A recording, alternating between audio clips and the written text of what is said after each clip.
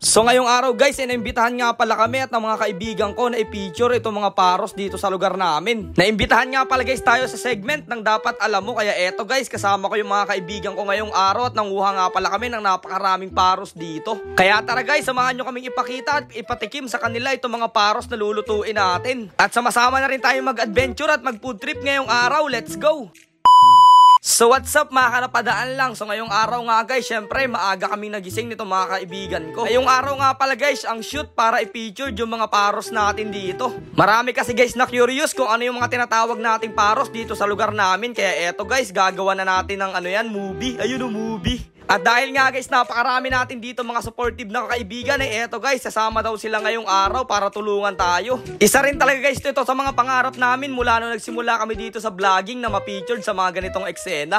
At bago nga pala guys ang lahat ng mga supportive at solid followers namin dyan, ayan, welcome na welcome kayong manood dito sa channel namin. At dun nga pala guys sa mga ayaw sa amin, wag nyo naman po sanang mamasamain, pero okay lang po na mag-scroll down muna kayo at hindi nyo panoodin itong mga video namin. Pero lubos po ako nagpapasalamat dun sa mga nagstay sa atin at naging supportive talaga natin hanggang huli. Ayan, maraming salamat at God bless at ingat kayo palagi. Salamat doon sa mga taong hindi mapanghusga at malawak talaga ang pangunawa. Kaya eto na guys, samahan nyo na kami sa adventure natin ngayong araw. At dito nga guys, nagsisimula na kaming mag-shoot ng mga paros na pinapanguha namin dito. Buti na lang guys at sumang-ayon sa atin ang panahon at low tide ngayon, kaya madali lang tayo makakakuha ng mga paros na nandito sa loob ng mga mangroves. Ganito nga pala guys ang palatandaan ng butas ng paros pag meron silang laman sa loob. Kaya eto, hindi na rin natin patatagalin yan at ipapakita na natin kung ano ba yung nandiyan sa loob ng butas. Pag nga pala guys, kamay lang ang gagamitin mo dito, ay napakahirap talaga niyang hukayan. Kaya gumagamit nga pala kami dito ng tinatawag namin tapil para mabilis naming makuha at mahukay yung mga paros na nandyan sa ilalim. Base nga guys sa mga naging experience namin dito ng mga kaibigan ko, hindi talaga biro mag-feature ng mga ganitong klaseng mga shell. Talaga naman guys, nakailang ulit kami dyan at yung mga posisyon ng camera ay talagang kakaiba. Pero kahit na mahirap guys, syempre natutuwa kami dyan at yung mga kaibigan ko talaga namang sobrang saya nila ngayong araw.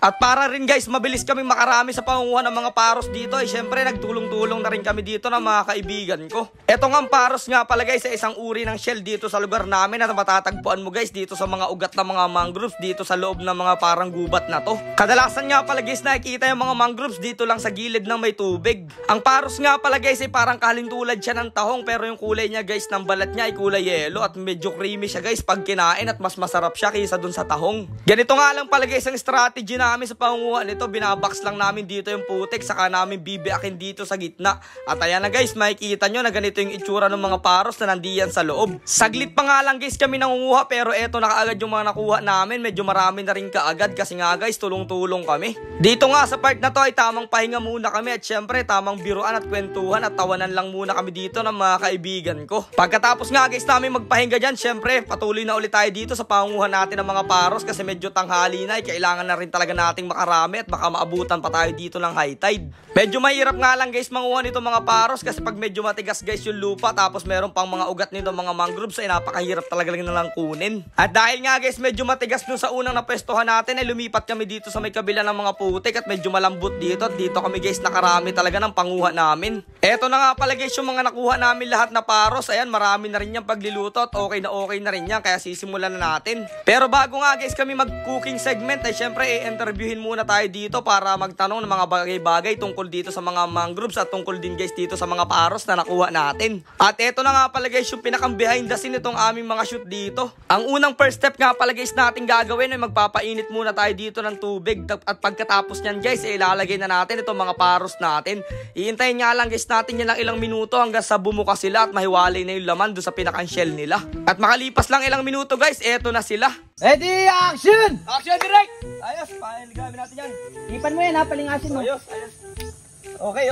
Nagluluto tayo guys ngayon ng paros at grabe, ito yung napakagaling ng cameraman natin, oh. Ayun, huwag kayo tumawa. Sorry.